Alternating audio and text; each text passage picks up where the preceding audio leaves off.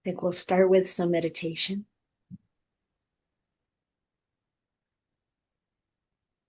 It's great to see you all. Please find a comfortable position.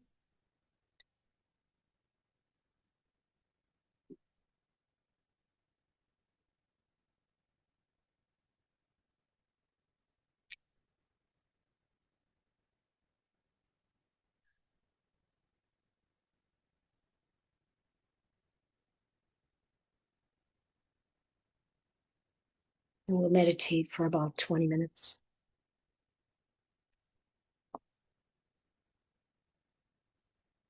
And just use this opportunity to relax and to connect with each other. Not through any effort that's overt, but through the connection to the Dhamma.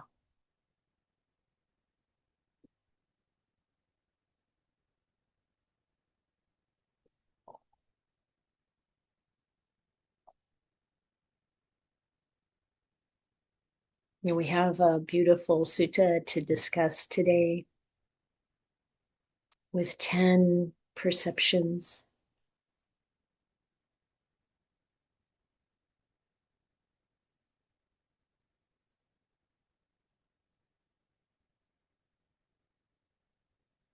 And these 10 perceptions can be thought of as a way to take a step-by-step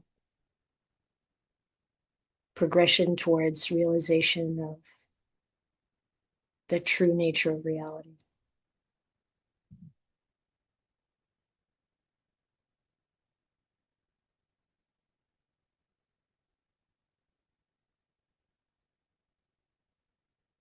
But instead of starting with the first one in the collection, I'm going to start with the last one. And I'm not going into great detail during this meditation, but we can pull in the perception and make use of it, familiarize ourselves with each one.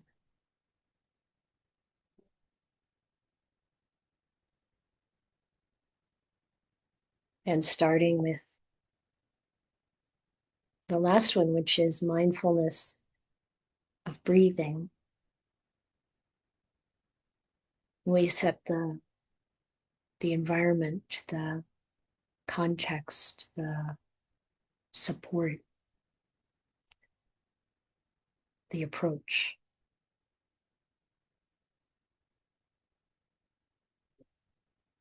So bringing our attention to our breath. But it really isn't so much about the breath as it is about witnessing, observing, being mindful and present from the perspective of Dhamma. So with wisdom, without judgment or criticism, without a kind of being me trying to do something, but really just stepping back, observing, knowing, coming from that position of knowing Dhamma, observing the breath. And oftentimes there's someone in the group for whom the breath is a difficult object. Maybe there's some conditioning from the past, or who knows what the conditions have been that make that the case. So again, it's about witnessing. We can observe that difficulty. And we can bring our attention to a point of focus that is comfortable, supportive.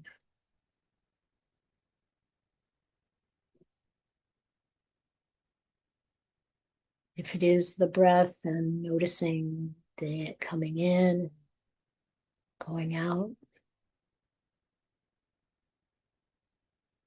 or if it's some other aspect of the body, just observing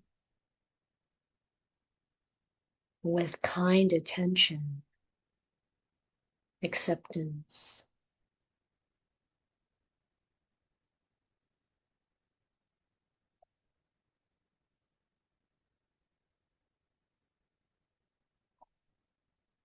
And just being aware of how the words you're hearing affect you, how the conditions in this moment affect you. It's not really about describing it, it's more about experiencing it, perhaps beyond words. The richness of this present moment.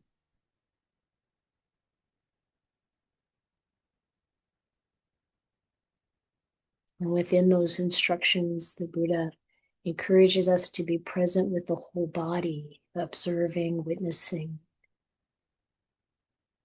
this whole body.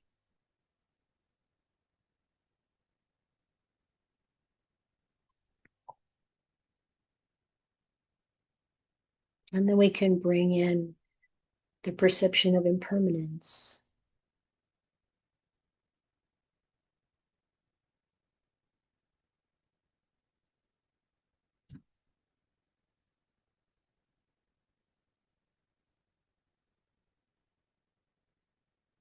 This body is constantly changing.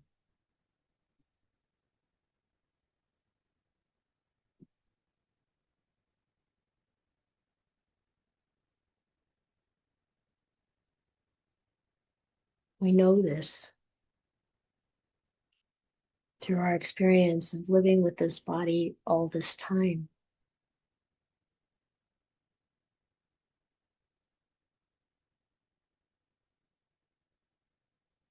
We've been conditioned to think of this as ourself.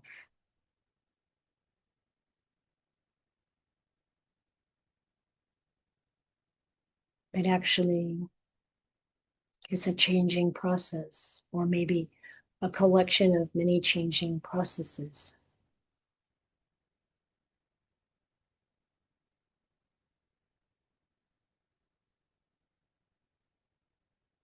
And the same with our feelings and our mental activity, our thoughts, our perceptions and memories,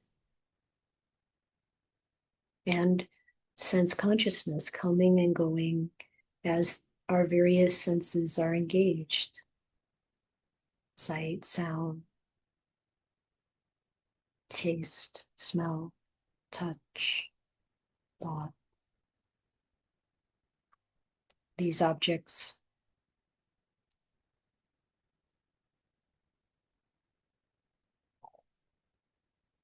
and as we observe this, we can bring in the perception of not self,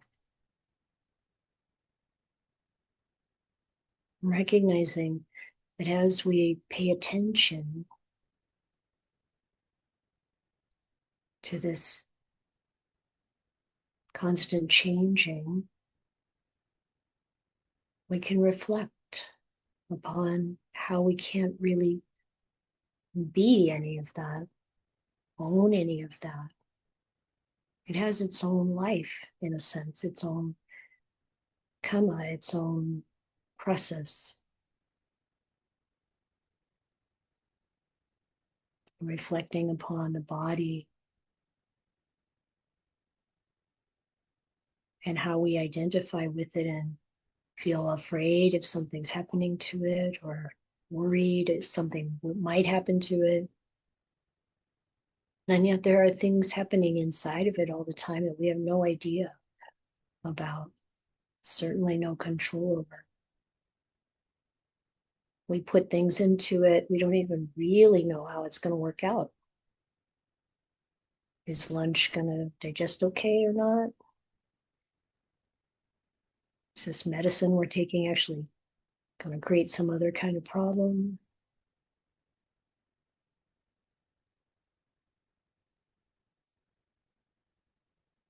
I think about all the different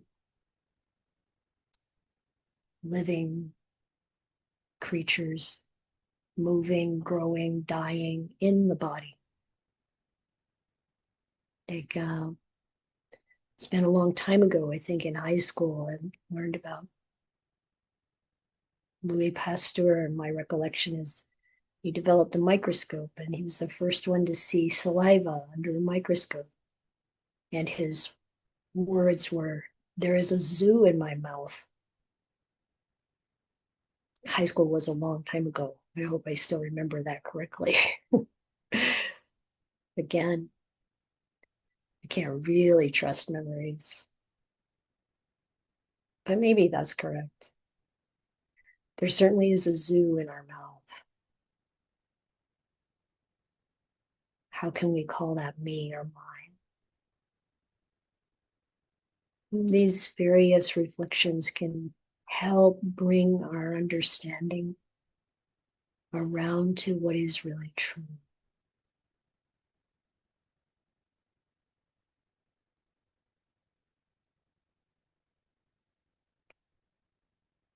Nothing is worth clinging to. In fact, the clinging to anything brings suffering.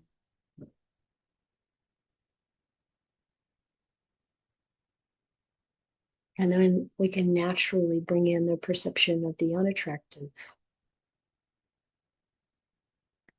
When we're attracted to the body, or attracted to someone else's body, it's the surface that we're attracted to.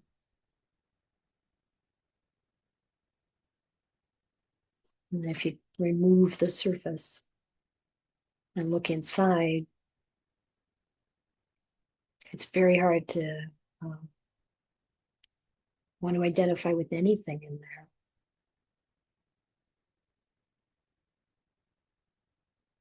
The Buddha really wanted us to think about that. Imagine the inside of the body. It certainly dampens down the lust,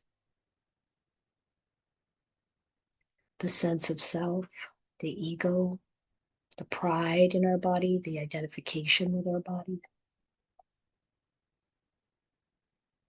It was fascinating to me the first time I heard this short sutta from the Anguttara Nikaya about being attracted to someone and how it's our own masculinity or our own femininity that we're really feeding, delighting in, that causes this lust for another person, another person's body. It boosts our sense of self. So I knew that one place to look when I wanted to dampen that desire is my own pride in my own enjoyment of my own body as something it really wasn't. Removing the delusion, it makes attraction to another person a very different experience, something much more solid and realistic. There's nothing wrong with loving someone, but we want to do it without the delusion. Loving for the right reasons. Really loving and not just using. Understanding the unattractive nature. And then also the next perception of the danger. What is the danger? The perception of danger. All the different things that can go wrong with the body. And the list there is diseases of all different parts of the body that can happen to anyone.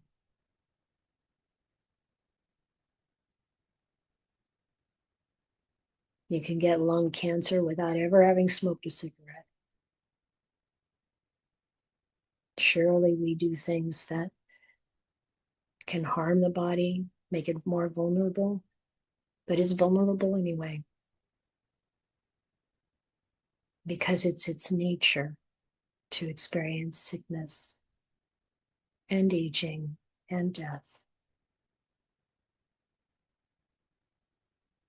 But reflecting upon the danger,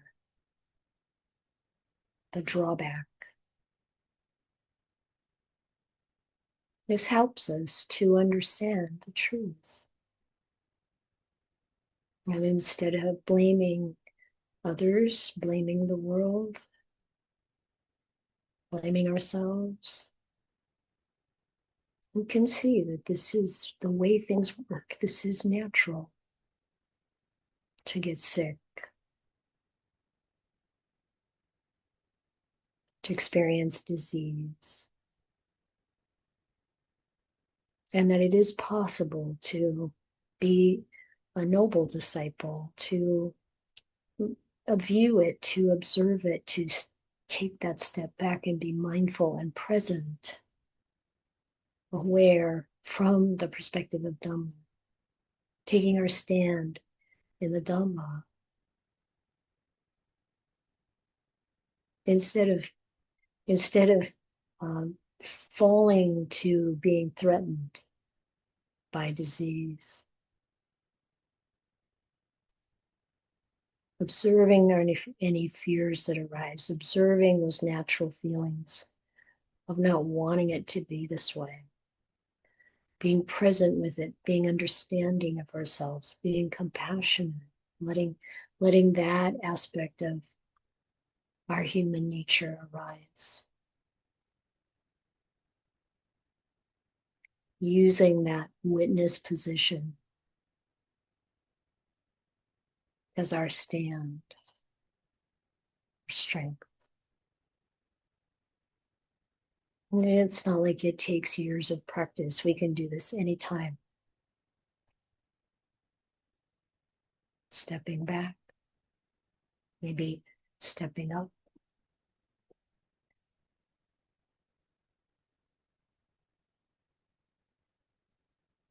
And that part that observes is not caught up in the fears, the worries, the regrets, the blaming. Instead, it's seen and understood for what it is. This is a human body and a human mental process, human memories, perceptions, senses, sense consciousness, feeling. Very sensitive system.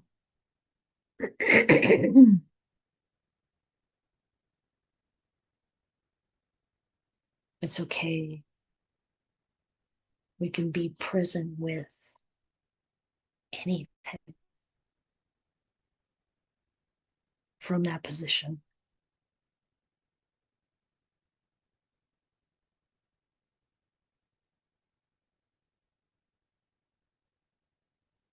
And then comes the perception of letting go, abandoning. What are we abandoning? We're abandoning thoughts about sensual desire and ill will and cruelty. Using that sama sankappo, that right thinking or right intention, as our perspective. Not falling for or following the conditioning of blame, of aversion, of hatred, of desire, that are all about the sense of self. What I want, what I don't want. And a lack of regard for others. Instead, cutting off those thoughts, cutting off those patterns, and letting go.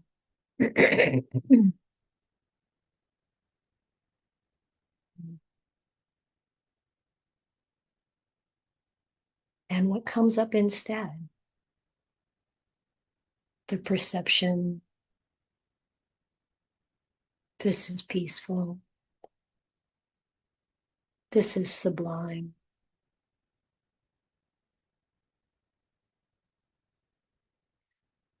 The stilling of all activities, the letting go of all attachments, the ending of craving.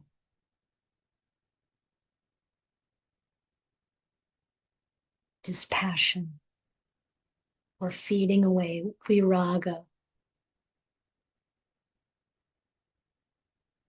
nibbana.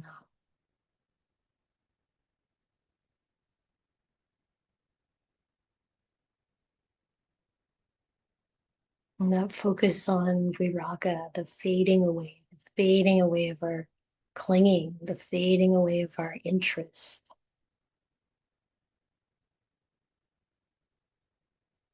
Not being delighted, not being entangled.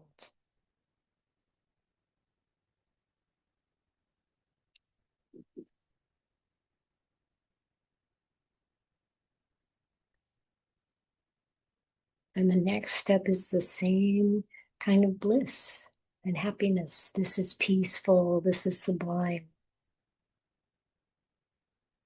The stilling of all activities, the letting go of all attachments, the ending of craving, cessation, nirodha, nibbana.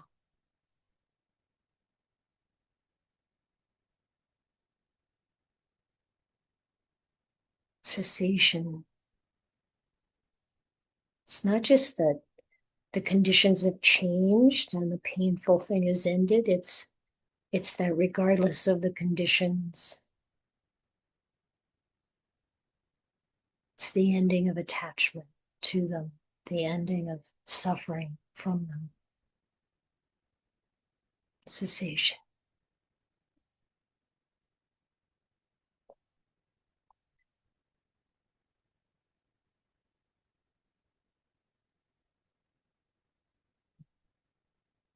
And with those fading away and cessation perceptions, naturally we become dispassionate towards everything in the world. There's no delighting in the things of the world because we've recognized and experienced delight in what lasts, what's stable and immediately available and supportive. Call it Dhamma, call it Nibbana. Whatever we call it, it's the experience of it that matters.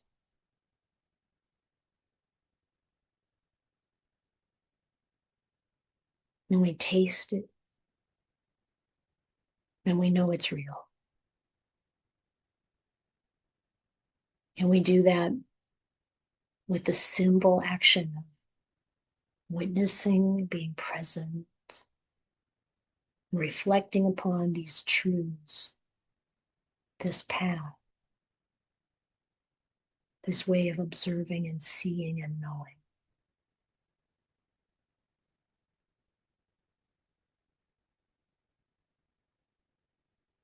And then finally, what comes is this recognizing that everything in this conventional reality are sankharas, all of it, every bit of it, every form, every element, every movement, every feeling, every thought.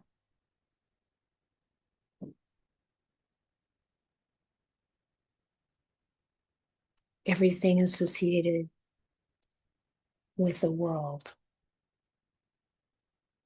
is made up, concocted, formed, based on changing conditions, unstable, unreliable, unsatisfactory,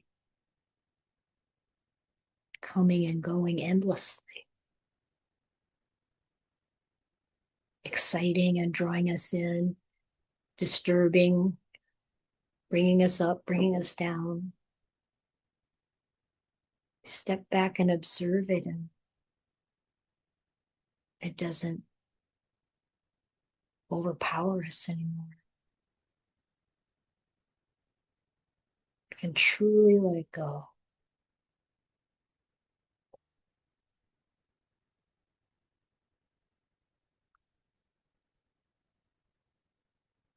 And that brings us back to where we started with mindfulness of in and out breathing and the steps, those 16 beautiful steps, beautiful instructions. And no matter where we are in terms of what we've realized about the path, it's the same. Even the Buddha in retreat by himself, and he says to Ananda, if people ask, what's the Buddha doing there on his own? What does a fully enlightened Buddha do on retreat? Mindfulness of in and out breathing. It feels like magic, but it's not magic. It's accessible for everyone, for all of us.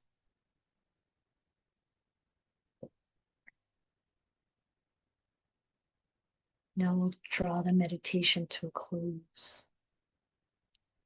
To gradually come back. Well, I don't know where you were, but we'll take up the sutta.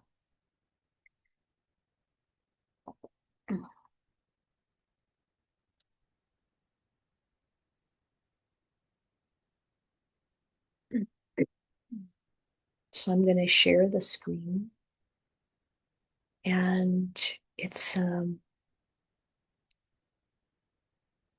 of a pulling together of mostly two different translations. The basis of this is Venerable Bhikkhu Bodhi's translation for the Girimānanda Sutta. I have a little bit of dyslexia, and it always wants to come out with this word. Giri is mountain, and Ananda is bliss or happiness. So Girimānanda, Mananda. And under pressure, I always do it wrong. So what's the pressure? Okay, this is all really good to observe, but I'll take care of that myself. Try to do something beneficial for you. Okay, Anguttara Nikaya 10, 60. So it's in the Book of Tens. On one occasion, the Blessed One was dwelling at Savatthi in Jeta's Grove, Anathapindika's park. Now, on that occasion, the Venerable Girimānanda was sick, afflicted, and gravely ill.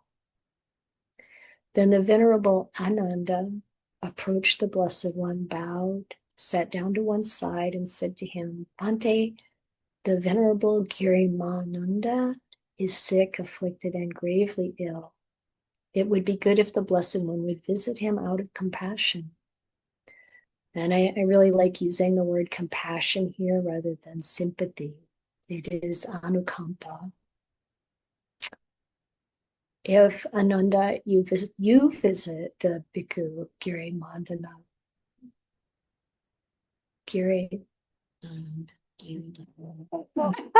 Girimānanda. Don't do what I say. No, don't do what I do. No, just do what the Buddha says. That's right. That's what I do. Okay, or at least I try. Anyway, back to the meat of this, the veggies of this. Ananda, if you go to speak to that guy about the 10 perceptions, it's possible that on hearing them, his affliction will immediately subside. What are the 10? The perception of impermanence, the perception of non-self, the perception of unattractiveness, the perception of danger, the perception of abandoning, the perception of dispassion, the perception of cessation, the perception of non-delight in the entire world, the perception of impermanence in all conditioned phenomena, and mindfulness of breathing. And so then the Buddha is going to talk about each one and explain what he means in this case. So sometimes in the suttas, we'll find in different places different descriptions of terms that the Buddha uses. It doesn't mean that it doesn't change their meaning. It's an expression based on the context that actually is a legitimate expression of this term. So the first one, the perception of impermanence. What the Buddha wants to bring attention to here is the impermanence of the khandhas, the 5 khandhas.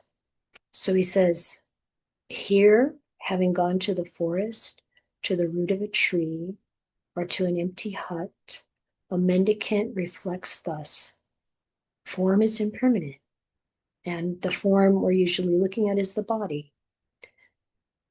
Feeling is impermanent. Perception, sanya, is impermanent. The sankhara, the mental activities or volitional activities, volitional mental activities are impermanent. Sense consciousness is impermanent. Thus, they abide contemplating impermanence in these 5 aggregates subject to clinging. So these are the collections, the heaps of those things that we cling to, that we identify with. And we identify with these things because of our conditioning, not because they're actually ours.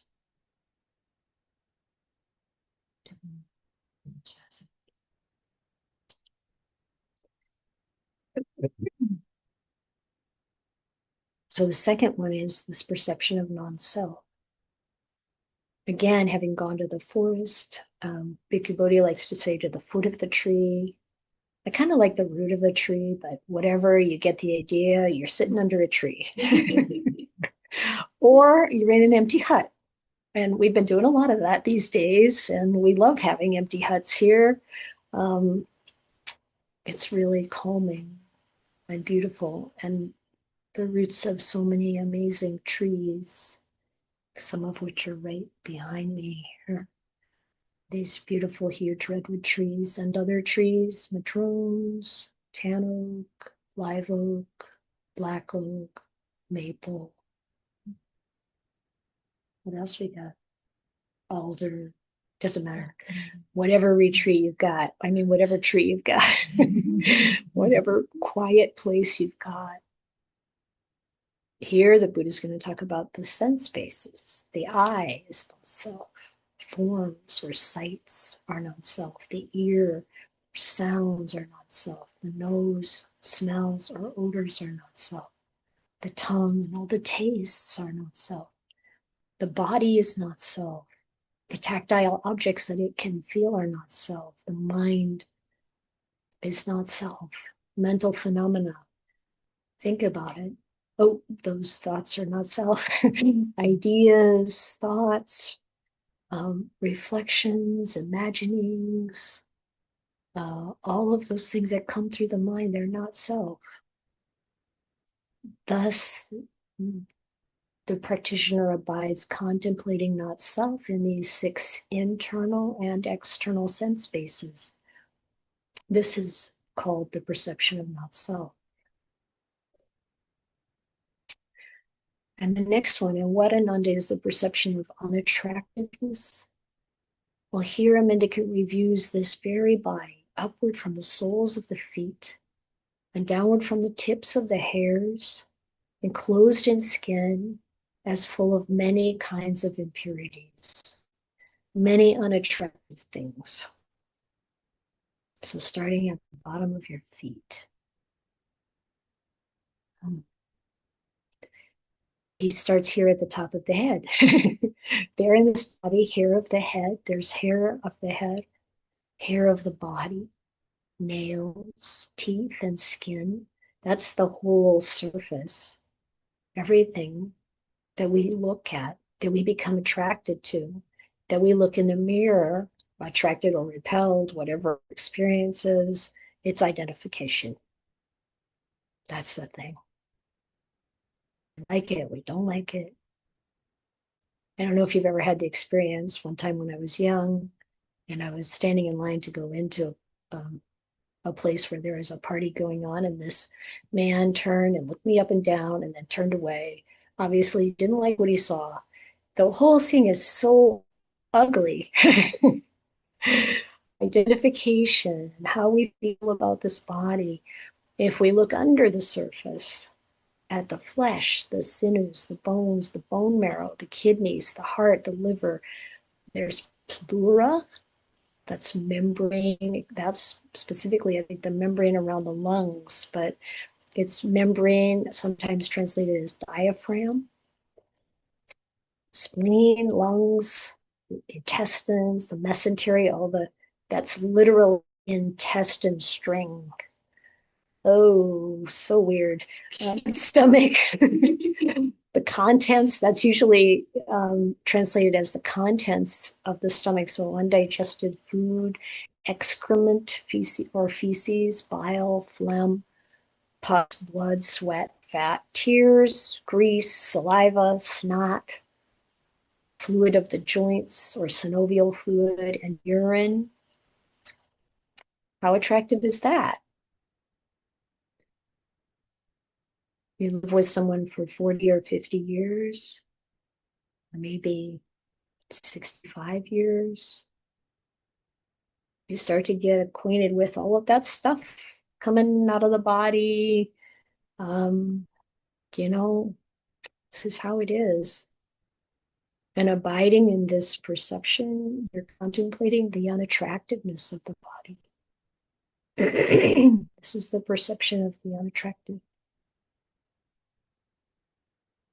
And what about danger? So the Buddha often talked about the gratification, the danger, and the escape. Escape is always about letting go. What's the danger?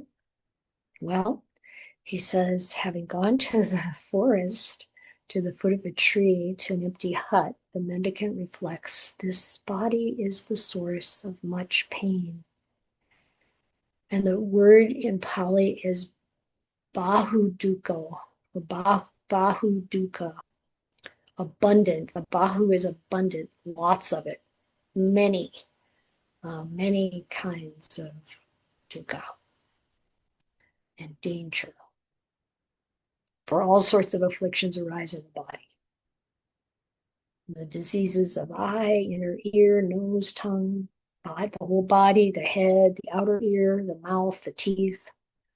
You have cough or asthma, catarrh, inflammation, fever, stomach aches, fainting, dysentery, gastric pain, cholera, leprosy, boils, eczema, tuberculosis, epilepsy, ringworm, itch, scabs, chickenpox, scabies, hemorrhage, diabetes, hemorrhoids, cancer, fistula. I was thinking, if all of us here together, if we made a list of all the things that are like in our body, the diseases, the problems, the afflictions, we'd have quite a list. I can bet. I have quite a list of my own, let alone, just the people in this room could probably come up with a whole bunch of things. Some you've never heard of before, some the doctors don't understand at all. Illnesses originating. So this is the ancient Indian. I don't know how ancient. I think they're still talking about the same things in Ayurveda, maybe. originating from bile, phlegm, wind, and their combinations, the different ways things kind of go wrong. Afflictions caused by, now this is an interesting list because karma is part of it, but there's all these other reasons. We could have afflictions of the body caused by change in weather, or I think Bhante Sujato talks about climate, change in climate. So you probably had this. The weather turns cold and suddenly you get sniffles, or even heat, or whatever. It's by not taking care of yourself. You could just be, like, it can also be translated as careless. And then by overexertion, you're just working too hard, or you're playing too hard, or you're not really letting yourself rest. These things can cause afflictions to arise. There's another one that's not in here, which is really understandable: stress. Like someone was telling me about having come down with a serious illness, and they tracing it back, thinking about a stressful circumstance in their life that really contributed to bringing this on. The illness is already there. It's not about blaming, but it's about understanding. These afflictions can come up from many different kinds of causes. And the last one the Buddha acknowledges in this particular little sequence is the result of past actions, so the result of karma. And we all have karma, the karma of being human. We have a human body. It's going to deteriorate. It's deteriorating. Sorry to inform you, but I know many of you already know. You've been experiencing it. And then other kinds of things that can cause afflictions to arise are cold, heat. Actually, I already mentioned that around weather, but that could be other things too, like cold, heat, hunger, thirst, defecation and urination. It's a real problem when those things go wrong, that defecation and urination business. The plumbing really does have to work. If it doesn't, it's an affliction. So they contemplate this. They abide or dwell contemplating this danger in the body. Not to be depressed or so not about not enjoying what's healthy and happy and good. It's about seeing the reality and not being deluded. And then the next one, the fifth one, is about abandoning. And the Pali is pahana, giving up, letting go. Here, a mendicant does not tolerate an arisen sensual thought. They abandon it, dispel it, terminate it, and obliterate it. Sounds a little harsh, but the idea is, I'm not going to follow this sensual thought. It doesn't matter how often it comes up. If it's something we like, we want, some kind of food or some kind of sound or some kind of sight, but to see it, just know it for what it is. And not follow it, not cling to it, not feed it. They don't tolerate an arisen thought of ill will. So we blame other people. We blame the world for our discomfort. This is a natural conditioning that we've had. And we want to see it for what it is. This takes mindfulness. This takes that witness position of our own thoughts. The mendicant doesn't tolerate the arising of a thought of harming or cruelty or any bad, unwholesome states. Whenever they arise, they abandon them, dispel them, let them go, not follow them, not solidify them further, not buy into them, end them, obliterate them.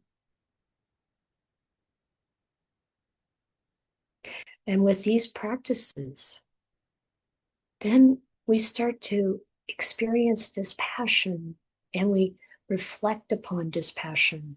viraga, the fading away.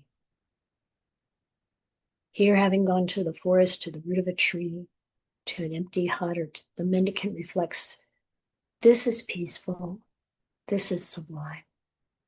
That is the stilling of all activities, the letting go of all attachments, the ending of craving, dispassion, nibbana. Just repeating that, feeling those times when you taste that peace, that happiness, that's based on spiritual happiness. It's a spiritual experience. What does that mean? It's not related to the sense world.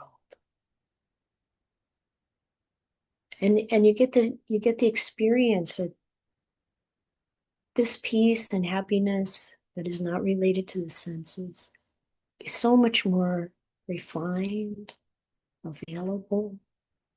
It may not feel that way at first, like it's so available. But when we use the practices that the Buddha gave us, it becomes more and more accessible. And it's not that it's there, it's elusive, it's elusive and we have to go find it. It's here all the time, right here in the present moment. It's constant. We are not constant. Our attention to it is not constant. But we can turn our attention to it and it's there. This is what we start to realize. What is it that's actually not formulated, concocted, constructed, and unstable? This is what we each have to experience and investigate ourselves. And then the same exact text, except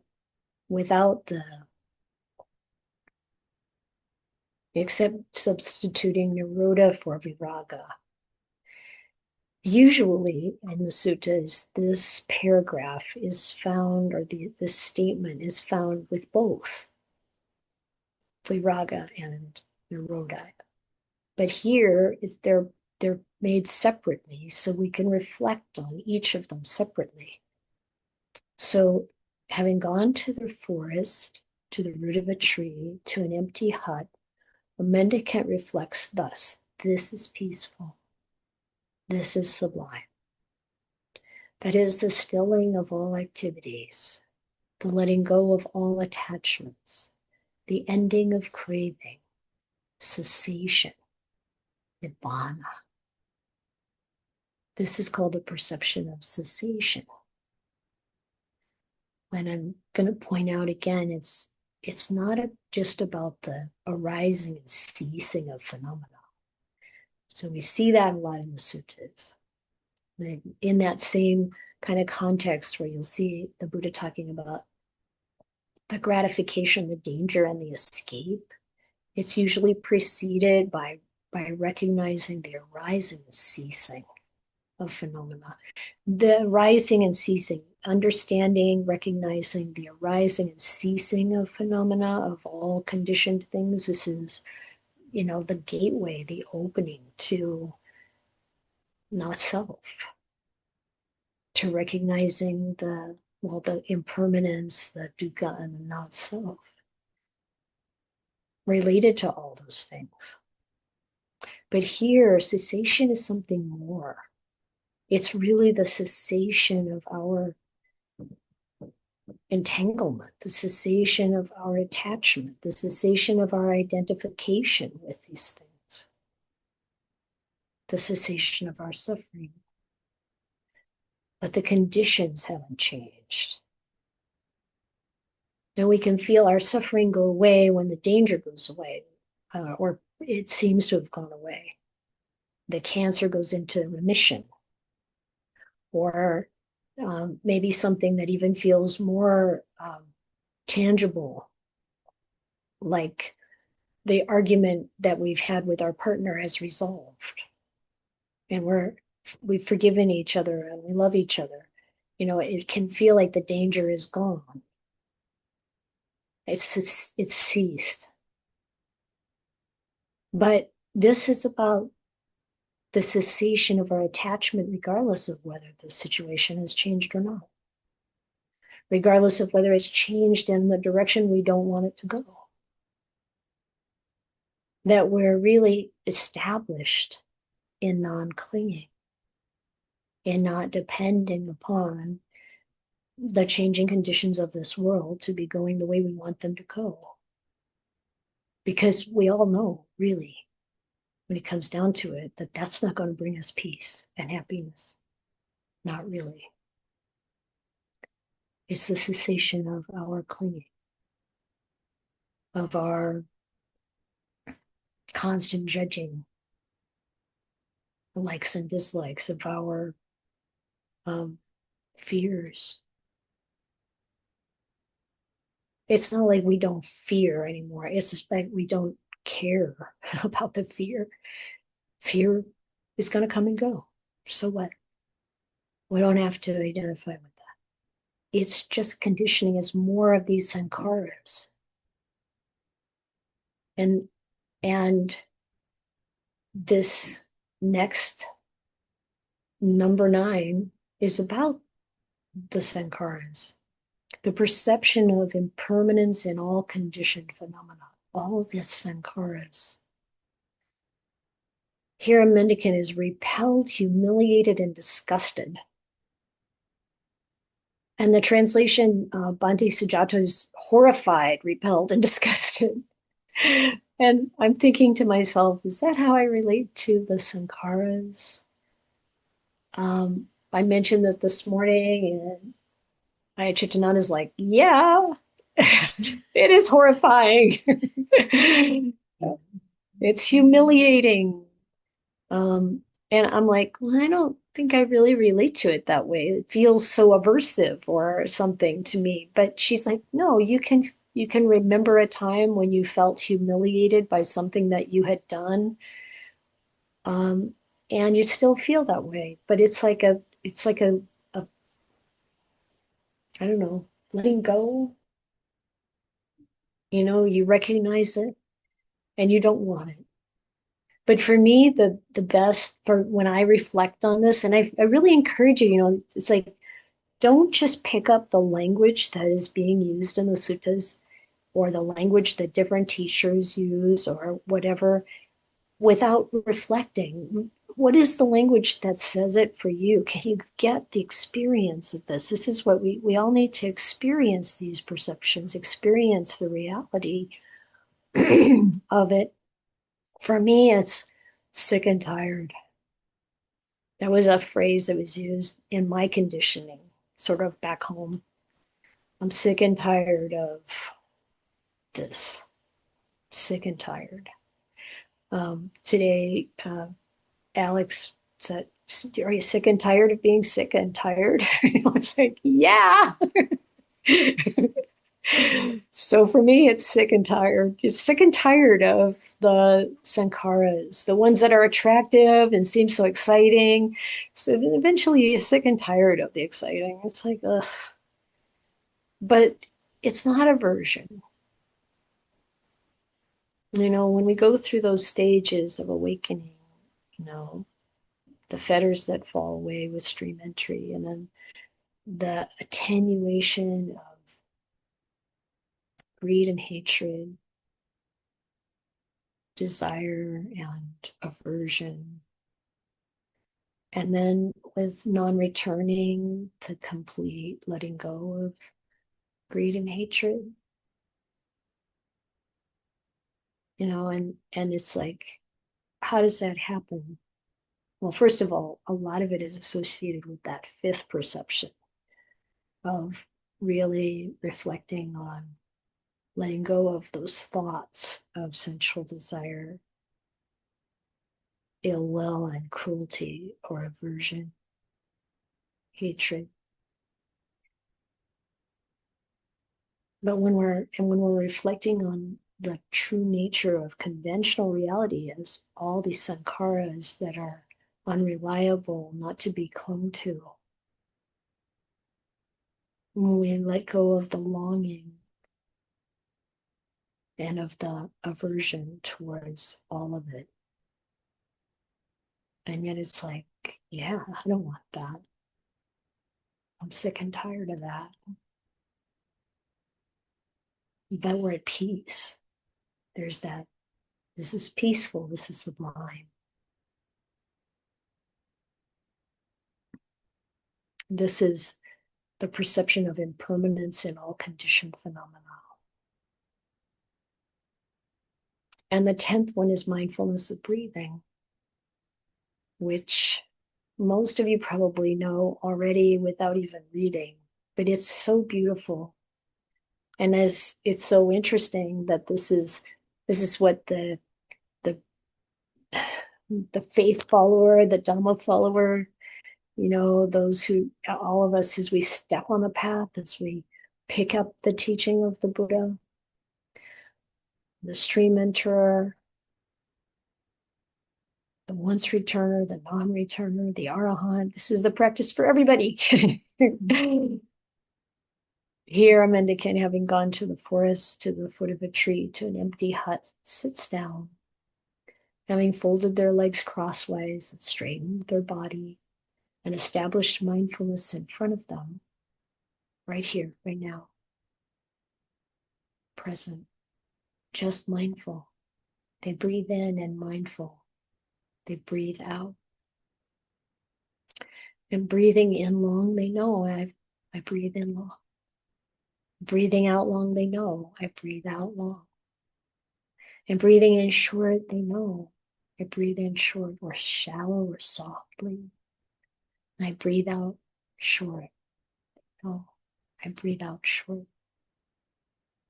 They train thus, experiencing the whole body, I will breathe in.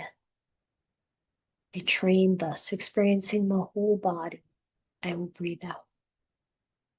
Then they train thus, tranquilizing the bodily activity, I will breathe in. They train thus, tranquilizing the bodily activity, I will breathe out.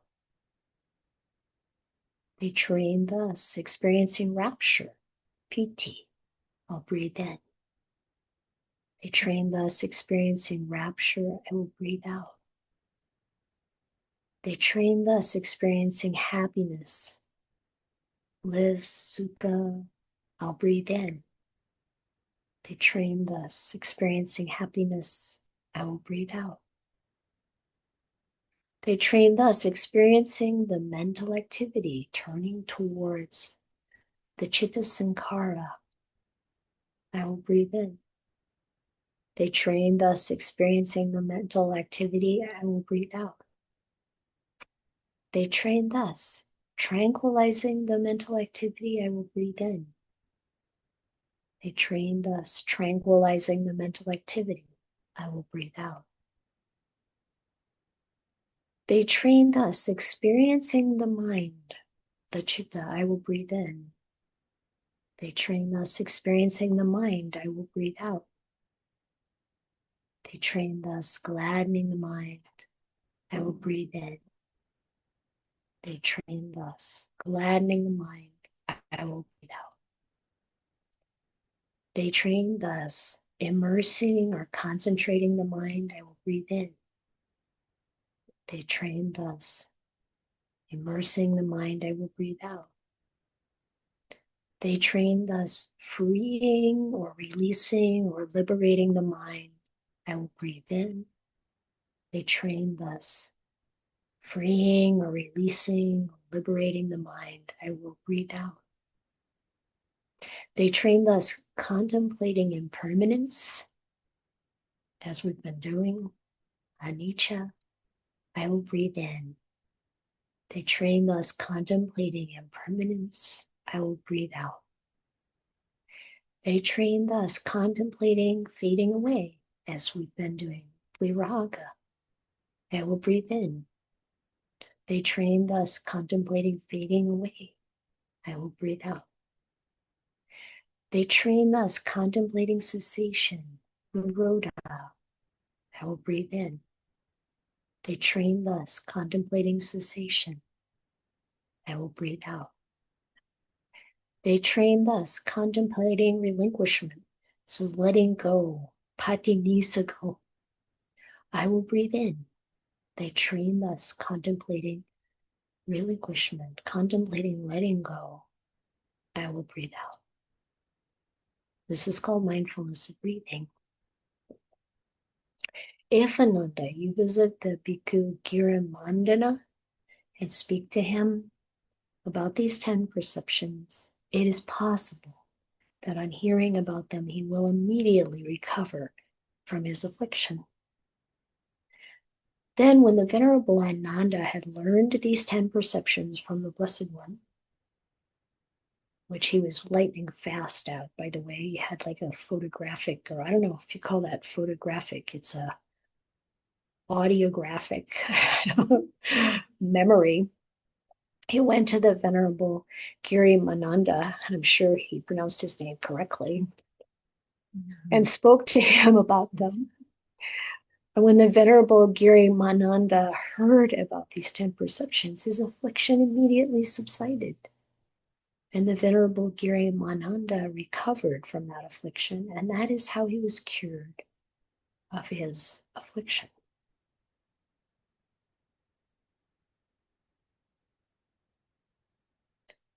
But instead of wanting to be cured, or whether or not we are cured, isn't the point.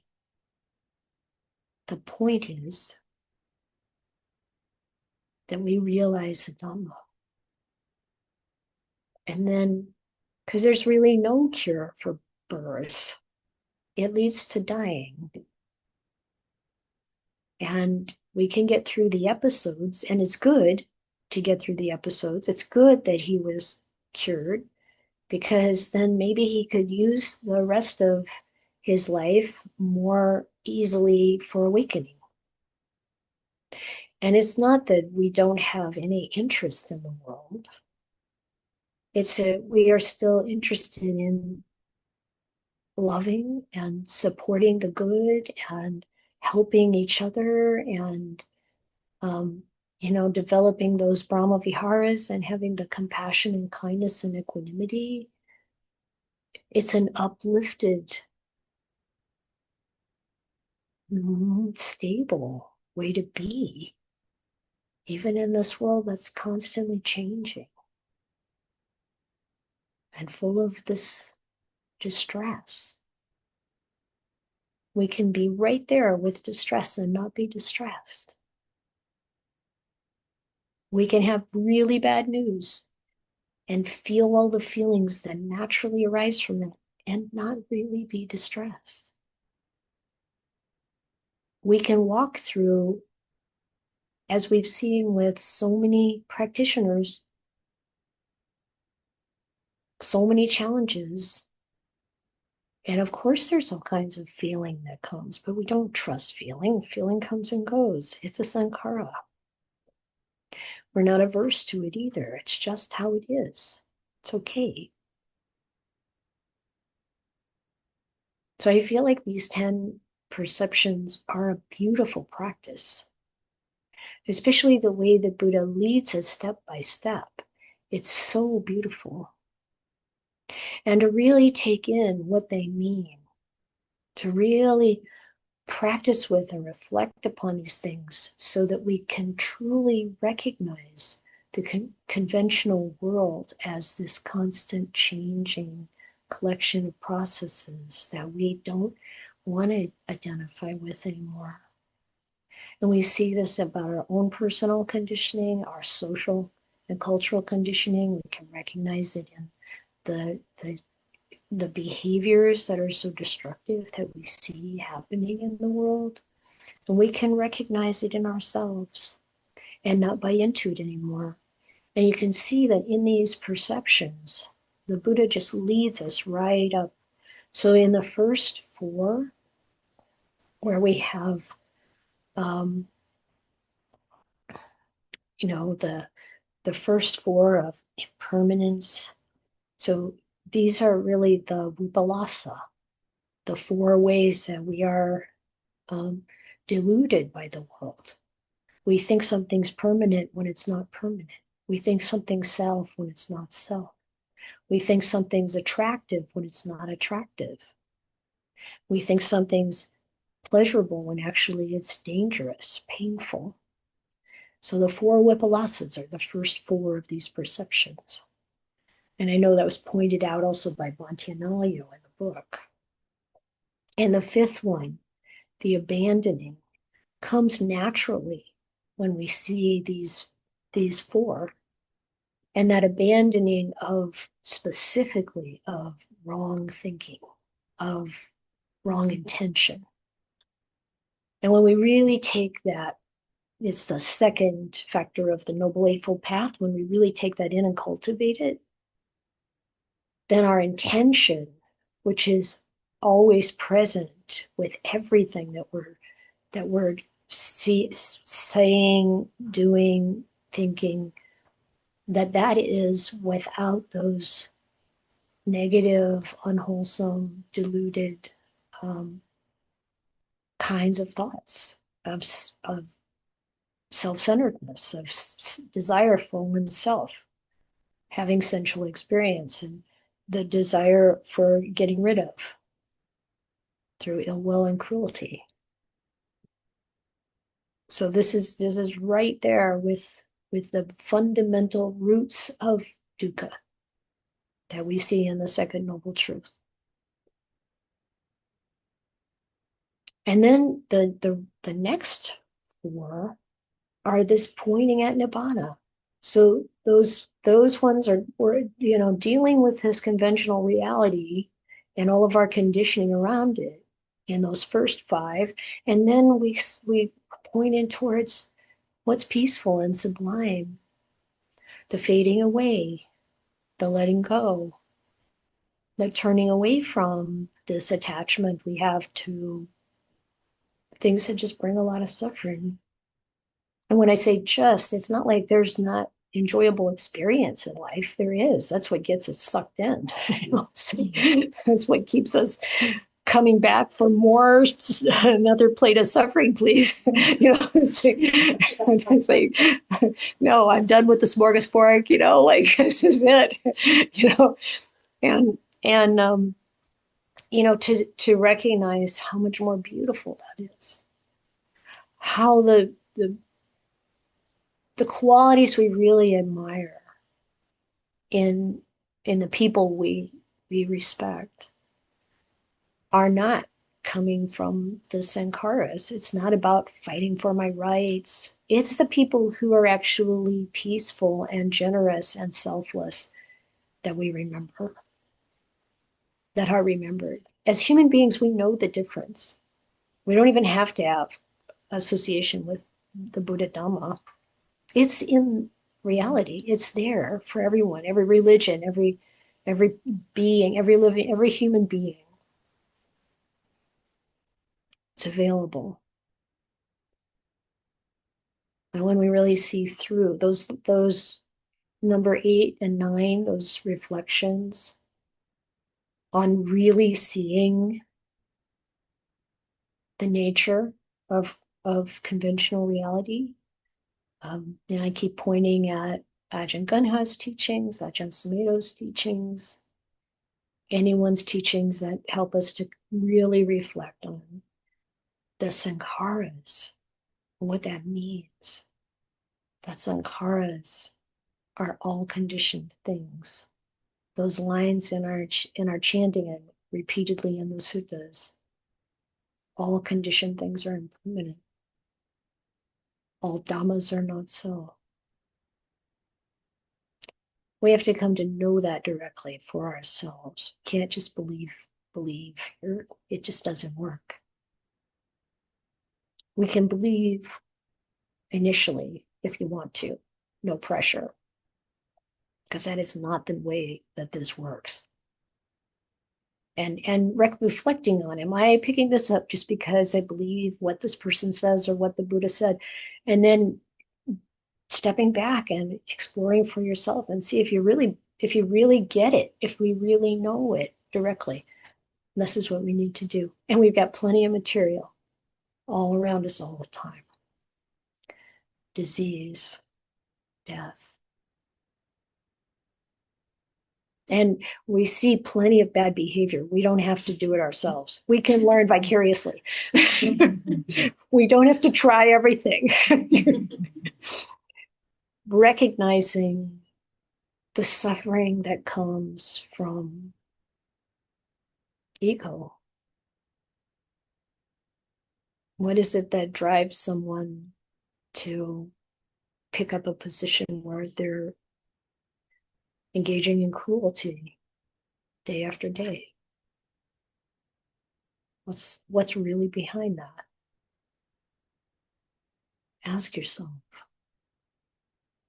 What's really behind any of our own cruelty? Our dismissiveness. I knew someone a long time ago who had been a medic in the Navy, I think it was, and had flown bombing missions and bombed villages, became a prisoner, and was dragged through the villages he had bombed. And he felt like the cruelest thing is disregard.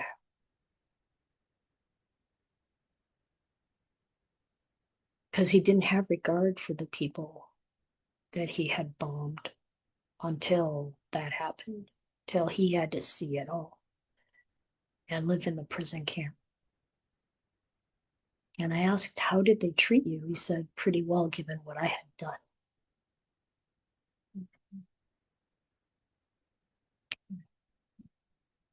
Human beings engage in all kinds of horrible behavior because we're so deluded.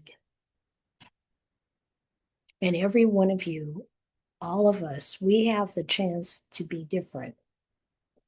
Even our little transgressions, and not to worry about anything you've done in the past, none of it stands in the way of awakening.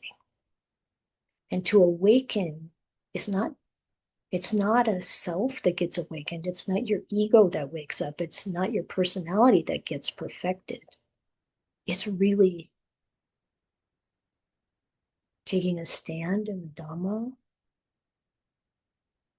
and absorbing into it, becoming it, living what Ajahn Chah called our true nature. Our true nature is Dhamma. Our true nature is not these sankharas in these khandhas that we think of as us. That's not our true nature. And any human being who's living from that place is such a precious gift to all humanity. Those are the people we remember. Those are the people who inspire us. Even if it's only partially that they've gotten that far. But to fully awaken to that. And it's not like it's so far away. Just listening to a talk of Ajahn Sumedho yesterday where he said a lot of people get enlightened. And he said he used to think that that was so rare and so far away and so few. I know people who've taken it all the way, even young. Don't think of it as so far away. Be willing to give up your conditioning. Be willing to step outside of it. And be Dhamma, not for the sense of self. Always be looking, where's my ego trying to, it's always trying to appropriate everything. But what does it feel like when you're not coming from that place? When truly without that sense of self. You can make decisions that are regardless of how it's going to affect you. Because it doesn't matter. You can make decisions for the well-being of everyone. And what happens to this body and mind is irrelevant. It doesn't matter. the conditioned aspects of what we think we are. It's not important.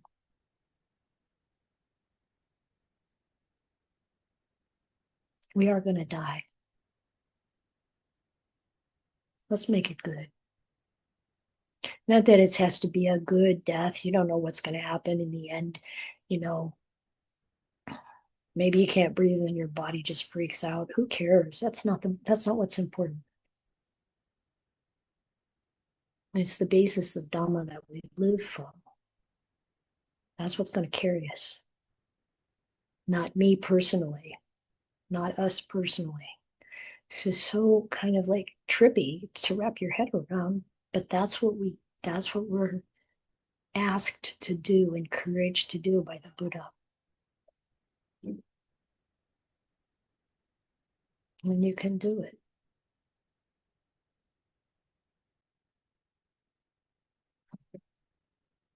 Okay, I'm going to stop there and I want to hear your questions or comments. Yes, Elizabeth. Oh, thank you, Ayya.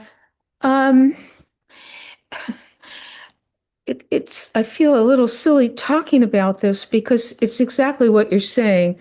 Um, so there's a lot of things going on, of course, but lately, like a day ago, I realized what I'm really struggling with is I don't like the way things are. I don't mean even the conditions in my life. I mean, I don't like that I have to die. Yeah, I join know, the club. I get it. And I don't like that, yeah, just the whole structure of the birth, aging, sickness, uh, and and I know You this is feeling a little humiliated or all of it. I know and there's a part, okay, so when I hear the truth, the Dhamma, I know that there's no I. But that's not where I live. I have moments, not a lot of moments, but I do know that's the truth. But that's not where I come from. all I'm, you do, Elizabeth, all you have to do is know that, observe it. Take that observer position. When the like, I don't want to die comes up, yeah, of course it's going to come up. Like last week, Linda asked me for an example, and I talked about these memories that come up sometimes from when I was taking care of my mother. It's like, that's not a problem. That's just conditioning. To not want to die, that's normal. This is a body that's totally conditioned to not want to die. We've got this survival instinct built in. Of course we're not going to want to die. Well, if we do want to die, that's a different problem. That's aversion. That's going to have to be dealt with. The key, it's so simple. When those thoughts come up, those feelings, that repulsion, that resentment, that fear, whatever it is, however you're experiencing it, worry, step back and watch it. That's all you have to do. Step back and watch it and notice the difference. That observer is not worried about dying. That observer is not in the fear. That observer is not experiencing the freak out. You can watch yourself freak out. You can watch yourself be like, I really don't like this. Use that. Use that to recognize, I want to let go of these attachments. And maybe that's not even quite right. You got to experience that. Like you said, you have glimpses. If you're training the mind to go into that observation, that being Dhamma, that being the witness, the puro, the one who knows, because you're witnessing with wisdom, with the Dhamma understanding. We've heard it plenty of times. Like you said, you know it's true. Okay, we got to okay, it's not just intellectual anymore. The older we get, the more affliction we have, the more likely we're going to go, okay, I'm taking this seriously now. I can't just go have fun like I did when I was younger in the same way.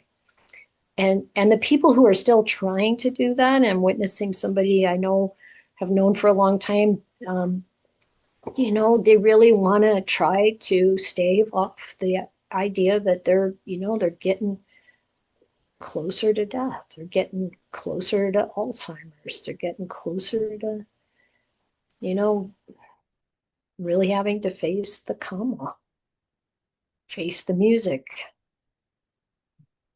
We can use that. Use that. So step back, or that click back, click up, observe with the Dhamma. That's all it takes. It's not like a big deal. It's not somewhere else. It's not another time. It's now. It's now.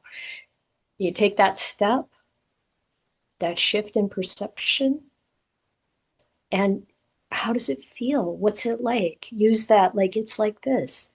We go beyond the words. It's not like categorizing it anymore or trying to describe it. It's just like that I don't want to die is like this.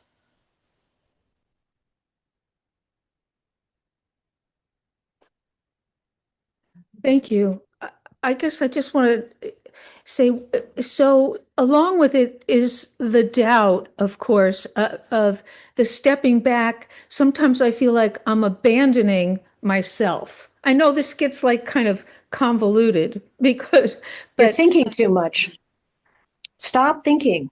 yeah, no, you're right. You've said it all. Thank you very much. Doubt comes from thinking. No, Yes. it's really important to remember this. And then when that doubt comes up, just say, okay, I'm thinking. I can't rely on this thinking thing. This Yeah. doesn't really work. It's like, and I know we've been trained to rely on our intellect. We've been very much probably rewarded for our intellect, but it definitely is not capable of doing. It's like AI. We're never going to get to Nibbana with AI. AI can only do what human beings can tell it to do. It can do it faster, but who cares? Okay. Thank you. Thank you, Elizabeth. That's important. Olive? Your statement, the one that I wrote down was ego gets awakened. What? I didn't say that. You didn't? No.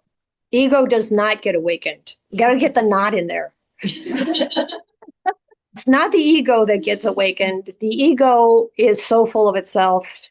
It's like, the ego isn't going to get perfected. The ego isn't going to be awakened. That's not what gets awakened. But thank you for bringing that up so it could be clarified. Right, thank you. So what did you say? I don't know, probably that the ego doesn't get awakened. Right, I right. just said it too fast. Yeah. So what I hooked onto was the ego, and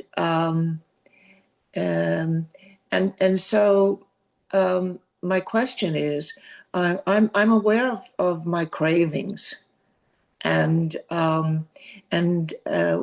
what I'm thinking, which is you just told me, that's doubt.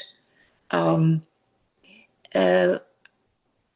look at death and I think to myself, well, I'd like to get rid of some of those cravings before I die. And so that, I think, is where my ego comes in. The ego tries to appropriate everything, Yeah. even the spiritual practice, Right. everything. Yeah. I am getting more enlightened. No, you're not. Don't fool yourself. This is not an ego thing. It's not how, that's not how it works. But we want to use the ego to do all of that. The sense of self is always pushing in there. And again, just like what I said to Elizabeth, step back Yeah. and observe that ego, observe the stress, Yeah. observe the desperation, Yeah. observe the blame of, toward ourselves, towards others, towards the world. All of that duality, all of that, this is good, I like this, I don't like that, this is bad, this is, It's all, every bit of language is all duality. It's all about making these distinctions. It's all about survival. It's the ego. It's the self. Can Yeah, we just observe it? Just observe it. And right. observe it from that position, not of the self, but of Dhamma. Right. Yeah, there's a lot of me that's totally unaware of the conditioning. Mm-hmm, mm-hmm. Yeah, Yeah. we can use these 10 perceptions. Yeah. This is really a powerful program that the Buddha is setting for Mhm. us. Yeah. If we get nothing else out of this entire series, Right. we seriously use these 10 perceptions, it's pointing right at Nibbana. Yeah. Actually, everything the Buddha taught, hopefully everything I teach, is pointing to Nibbana.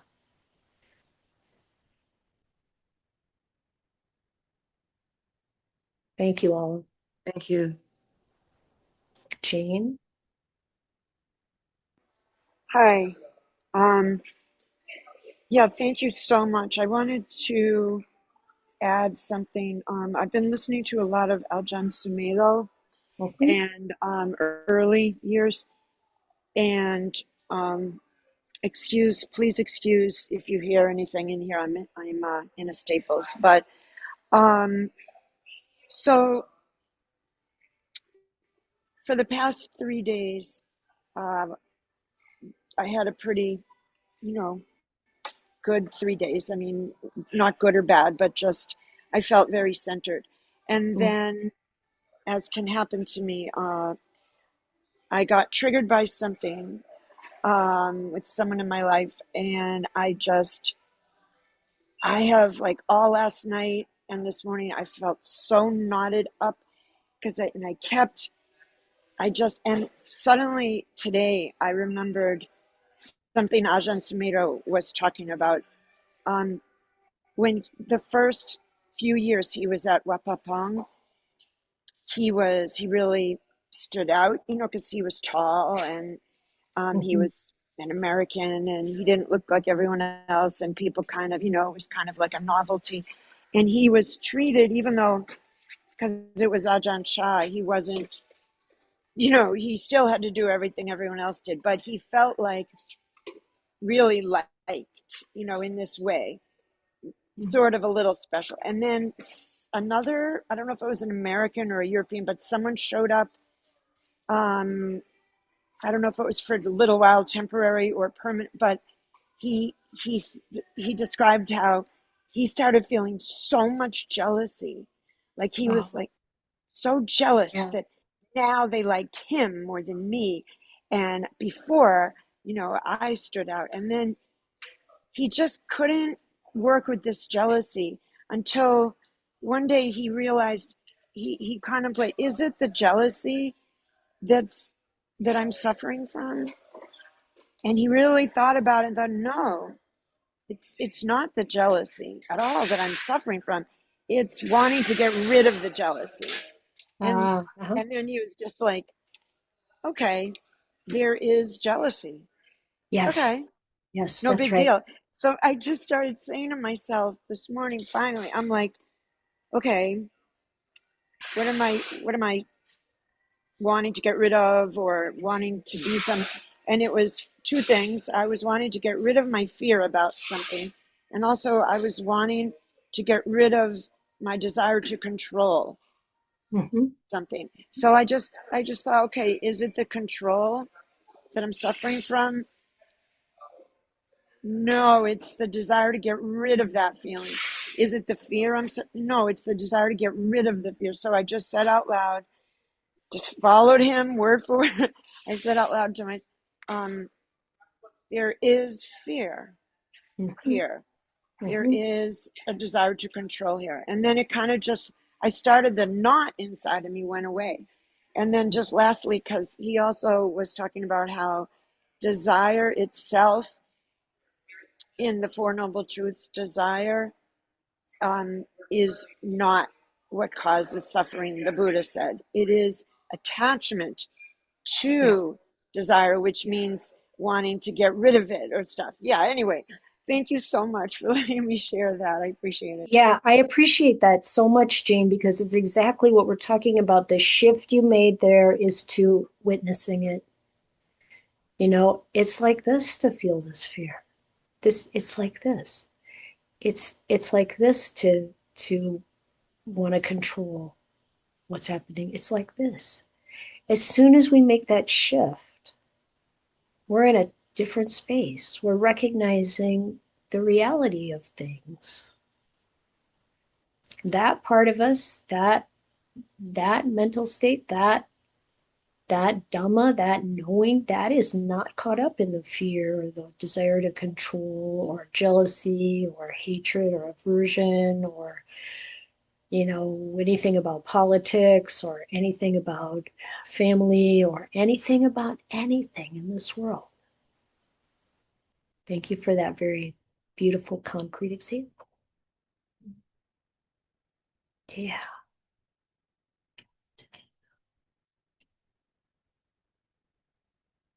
So our time is up, as you know.